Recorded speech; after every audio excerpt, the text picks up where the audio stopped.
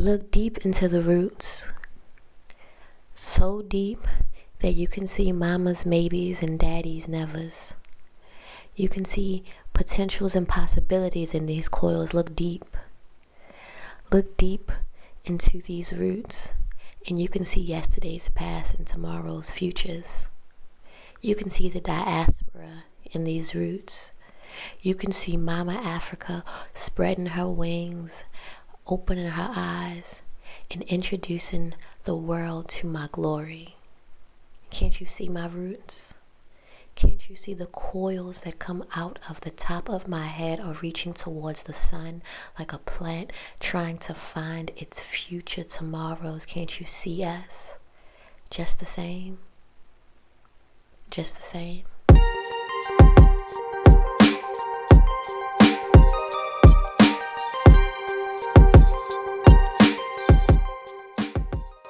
Introduce myself.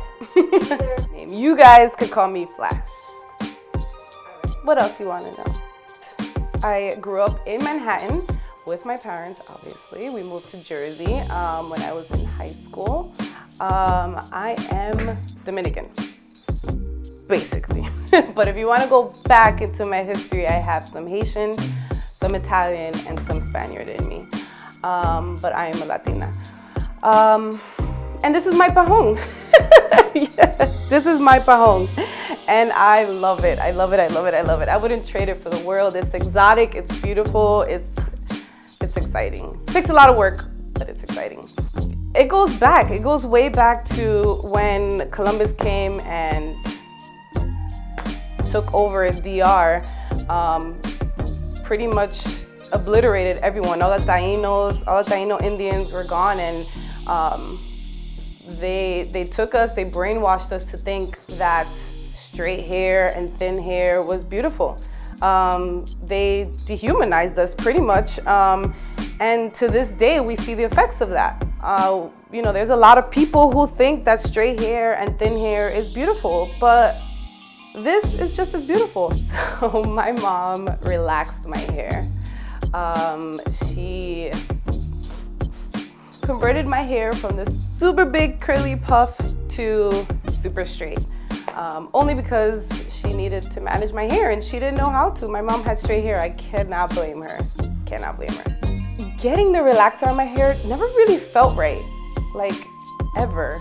There was a burning sensations and I'd be left with a sensitive scalp. I didn't like it. I think there were a lot of reasons that kind of played into the fact of me going natural. I think it was a mixture of moving from the Bronx, from an all-Catholic high school, all girls Catholic high school, to now an all-white co-ed school in New Jersey. There were probably one or two of us minorities in each classroom, and it was a very difficult adjustment. It was culture shock for sure. Okay. Yeah, my mom did not like the fact that I was going natural. She didn't understand it, and a lot of people still to this day do not understand why we go natural, which is really not going natural, as they say. You're just returning back to your roots. This is my hair. This is what my hair looks like. I love the fact that it's become a thing. I love the fact that it is now a movement. And I just want people to learn more about the history behind your hair, and why the fact that we're doing this movement is more than just about our hair. It's about our culture, it's about us embracing who we are as a group, and I feel like it's gonna make us stronger. Like, this hair is powerful. I got no magic wand. So Mona ain't got no magic wand. That's what she's saying. But it's true. This hair takes work and it takes time. Like anything good in life, it takes time. And if you want long-term results, you need to put in long-term work. It takes work. This didn't take 5 years. This puff took a long time. And I feel like nowadays in this society, we're all about instant gratification. You know, we want to post something right away. We want to lose 1,000 pounds tomorrow. You know, none of that is possible. There's no magic pill. Hi, my name is Tezz. I am a Brazilian blogger slash photographer based in New York City. I've been in the US for quite some time. I came here when I was 8 years old. When I was growing up in Brazil, I remember having curly hair. It wasn't like a big issue then because I was little. It's not really something I thought about. And then I moved here, and that's when I really started to see how my hair wasn't really accepted in the States. My mom had really curly hair. I remembered it being super beautiful, and I've always admired my mom's hair, but she personally did not like her hair.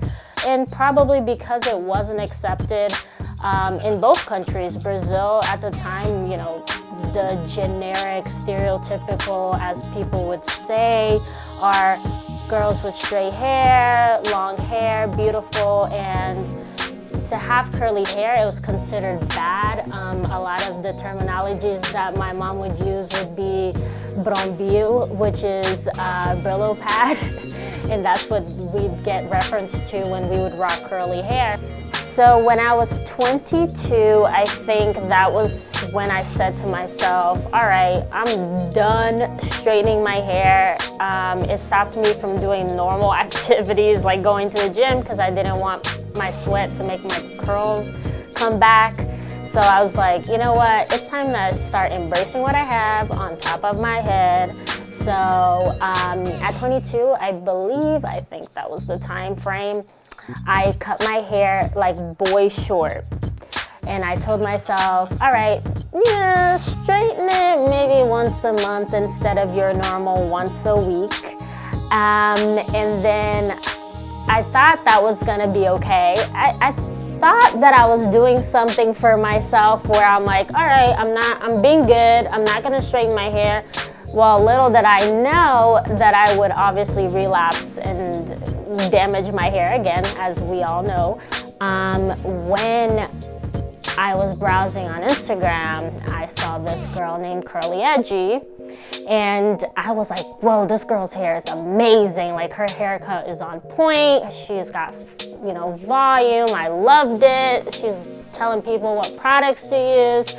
So I was like, let me reach out. There's no shame in asking for help, right? So I reached out, and she recommended me to a beautiful lady named Mona, and she helped me completely embrace all that came with curly hair. At the time, I didn't think there was a lot to embrace because I was like, oh, whatever, my hair is what it is and it's healthy at this point. As long as it's healthy, I'm fine with it, even though I wasn't completely satisfied with myself in having it.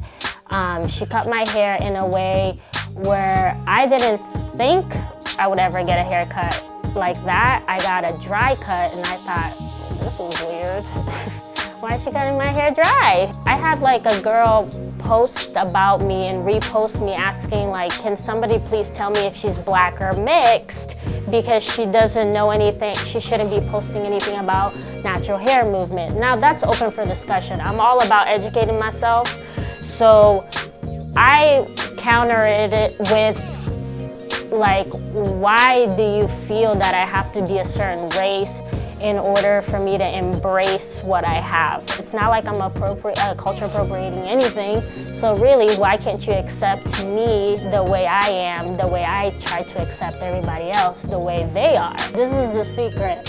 You go like this, and then you take a selfie. You see how big my hair is? No, damn well my hair is not like that. Let's see. So my name is Ashely. Others call me Edgy, which is my actual nickname because some people think that I just made that up for some reason. And I'm considered curly edgy through Instagram, YouTube, Facebook, Twitter, anything that you can think of, that is going to be the name. Growing up, I remember when I was like 2, 3 years old, my mom used to always put the banana clip on me. so it kind of gave me like the fro hawk look that I still do to this day. And she would always just let my hair out. She wouldn't put no product, she wouldn't put anything, now that I think about it. And then maybe at the age of like 7, I started becoming more in the tomboy lifestyle. I would have my hair in a low bun, or it would be just in a ponytail. And I just hated dealing with my hair. It would get so tangled and just having to deal with the process. I was like, I don't want to deal with it, I don't want to deal with it. So then my sister is the one that started telling me, you need to start being more girly. Like when I was in junior high. So I was like 12. And I said, but I'm girly. She's like, no, you need to get your life together. No, boys are not gonna like you looking like a boy. And then I said, okay, fine. So I finally started letting my hair out, but my hair was straight, well, curly down to here. And all my cousins, my aunts, they were religious of going to the hair salon every Friday. That was the ritual. So I would go every Friday. And then I started going every 2 weeks. And then after that, I did it until I was like 18. And I went to the salon and she said, your hair is long, but it's dead. So I'm gonna have to cut it. So she cut it up to here. And I said, what the heck is this? So that forced me to go back to putting my hair in a ponytail, going back to blow drying my hair, because I said, I'm not walking outside with my hair like this. So I did that, and then all my friends have straight hair. So I said, this is me fitting into them, because whenever we would go out, I was the oddball out, and I just didn't want attention being brought to me. So I then decided again to cut my hair, not as short. And that is when I said, you know, I'm tired of spending money going to this hair salon, being there for like 5 hours just to come out with pin straight hair that would last me 3 days. Going to the hair salon was what I thought normal at that time, because my aunts would go and my mom would go, and they all have curly hair, not as curly as mine, but pretty much in that area. So they would say that curly hair just looks too messy, it looks too crazy, and they would say that having straight hair is easier to maintain, and it's just more convenient, and it just looks better. So it was kind of drilled in my head that that is what is normal, that that is what is better. Having my hair crazy, that means I'm walking around looking like a lunatic or something. That's what I thought. And being there for 5 hours, you have to wait and then do the roller set and then get your hair blow dried, and then you have to deal with the flat iron, and then it's just like draining and more draining. And then when you sit down and really think about it, it's like you're spending money to have someone ruin your hair. I think the reason why the curly hair community has taken such a big jump the way that it is, and you can call it a community now, is because for once, finally, in a very, very, very, very long time, people can do whatever they want and not feel judged. It's not a competition. Other curly girls are gonna say, oh my God, I love your curls. This is what you should do. This is what works for me. So people are very welcoming. And I think that is what people always want. They don't wanna feel like, oh, they're getting negative attention, but instead, you don't need to know each other through a hole in a wall, but you bump into each other on Instagram, and then you just become Instagram friends because of your hair. And then you start saying, oh my God, I like this product. Oh, this worked for her. I like her hair. I like this. I like that. I don't like this. So I feel the community is genuine and sincere, and it's something that people have been wanting for so long, but no one knew how to start it. When I was in high school, I was okay with having my hair straight because I was so used to it. And when I stepped out of that comfort zone and I started letting my hair have the volume and not knowing how people were going to react to it, that was when I realized I wasn't as confident as I thought that I was. Now that I wake up and I'm just like, whatever, and if you like it, you like it, that's great. And if you don't, that's perfectly fine too. Now is when I feel like I'm the most confident that I've ever been. I'm Christina Vega. My Instagram is ChristinaVega_. I am a makeup artist and also a blogger and a beauty instructor. So I teach how to do makeup. And I'm from Brooklyn, New York, and been natural for about last 5 years, I'd say. I am half Panamanian and half Puerto Rican. So my mom has 4 kids, and a lot of hair. We all had a lot of hair, so I can think far back where back in the day my mom would have a Sunday where she would do relaxers to straighten our hair in a row. I would say it was just easier for my mom. Outside in society though, people would always try to say that, oh, straighter hair is better than the curly hair. But growing up, it was really more because it was just easier for her. I realized I was doing some serious heat damage when I wore my hair like out natural, and it was like curly and then like pin straight. And it would never get back to that curly pattern. And a couple of things can take into factor with that. I definitely flat iron my hair like every other week. So it's like straight and natural, just because I like the options. And I also didn't use any heat protecting spray or cream. And I was like at like a 400 degrees. So I thought I was doing a good deed where, oh, my hair's straight, it's gonna last longer if I see steam going through my hair. And I'm like, oh, look how straight it is. And then I went back to trying to be natural. It's like, okay, you just fried your hair. So that, and then just doing it really often.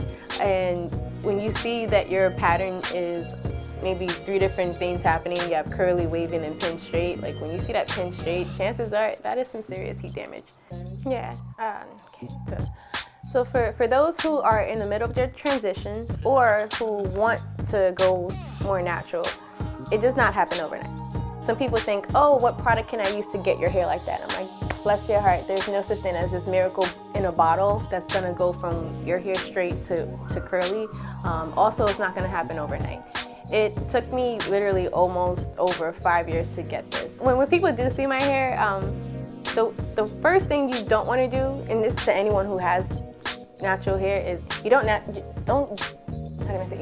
go straight to touching your hair. You ask first. Number 1 rule. So that's when I get offended, because it's like, it's a part of me. That's like if someone has tattoos, you don't naturally touch their body. You're like, oh my God, that looks awesome, and then like keep your distance. When people say, is that a wig? I don't get offended.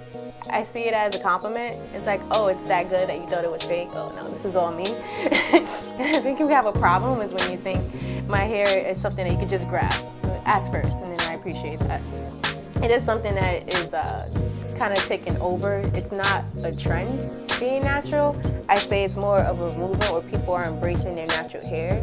And I forgot the percentage, but I know for sure, I've seen it on Instagram, of course, the percentage of relaxers and different things to straighten your hair has gone down, because women are just like, screw this, I'm going natural, and that's an awesome thing.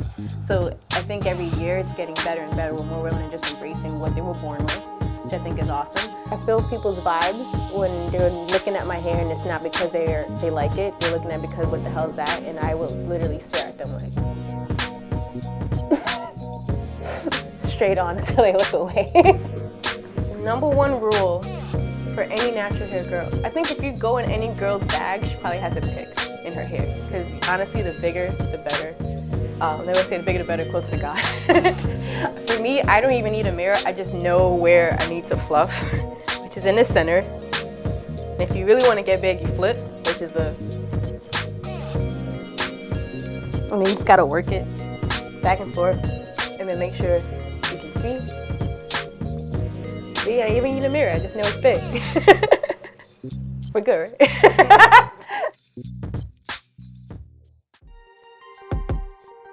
Hi, I'm Amy. I'm from Brooklyn, New York. I am a New York City hairstylist, newly natural.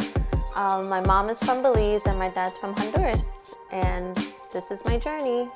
I am learning how to embrace my natural texture.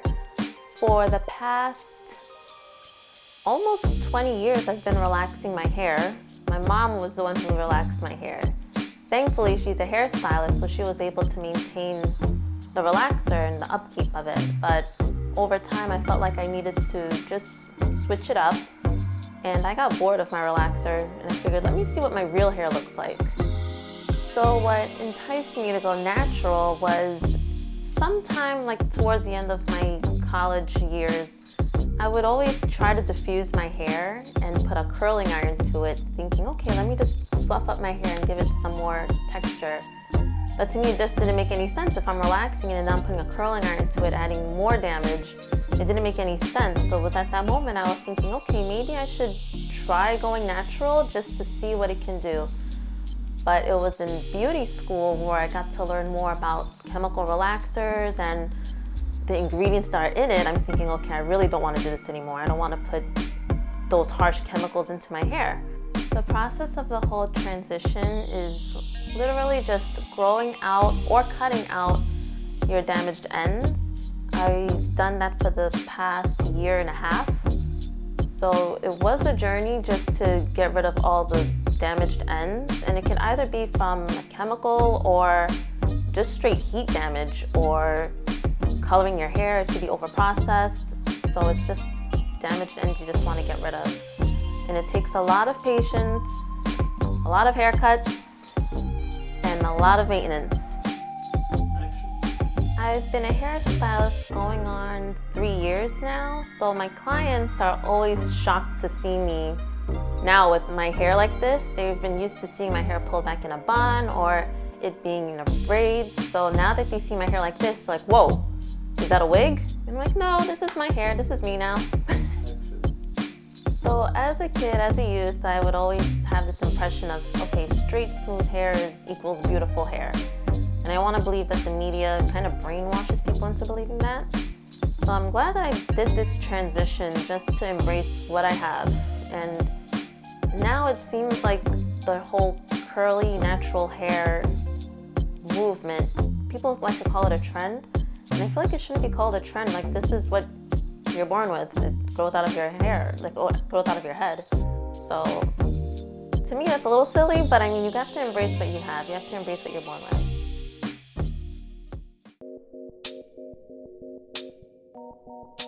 My name is Ashely Harris, and I was born in Philadelphia and raised in California.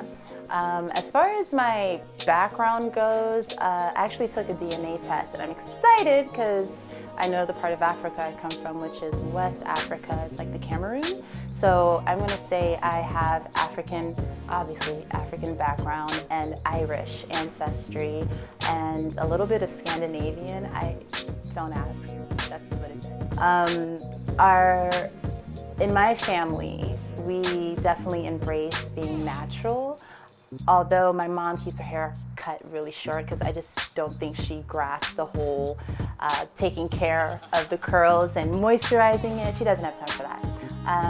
Being raised in Philadelphia for a brief moment, a lot of the girls at school had straight hair. Everything was just straight. And my hair was curly, and my mom would just take water and grease and slick it up in a big poofy puff, which was my style. It was awesome. And growing up, I didn't really pay attention to the girls with straight hair. I didn't feel like I was an outsider or anything. I guess I just think differently. Being in Philly and seeing everyone with their straight hair, there was a moment, I'm going to say probably in like the 3rd or 4th grade, there was this girl, I don't know her name, I can't remember, but there was this girl who had beautiful long hair and it was straight. And for some reason, because my hair was curly and it wasn't the same length, I thought that relaxing it would make it grow that long, or at least reach to that, just be as straight and long as hers. And so I saw this commercial. I don't want to name the commercial, but I saw this really cool commercial about perm or relaxer for kids. And it was this cool song, and I was like, oh my God, I want to be like those girls. And I decided to perm my hair, and my mom was against it because I was so young and I had such fine hair, and I just kept begging her. I'm like, Mom, please, I want my hair to be straight. I want to be like those girls in that commercial. And she did it, and my hair fell out, completely fell out, and I had the burning sensation of the chemicals jacked me up as a kid, and my mom just put her foot down and said, no more. Love having curly hair. I love seeing other people with naturally curly hair, other women with naturally curly hair, because it feels like a little club, and we're so happy, and we don't have to worry about anything. And I love talking to them and getting tips like, hey, what do you do? And it's crazy because each person has a different texture and a different curl pattern. So it's like we're all different, unique flowers or plants or trees, whatever you want to call it. So being in the modeling industry and being ethnic and having curly hair and other models having straight hair, I feel, in my opinion, this is my opinion, I feel like they straighten their hair because they feel like they'll, one, get more bookings because they kind of cater to the mold, whatever beauty is supposed to be, which is straight hair, I guess.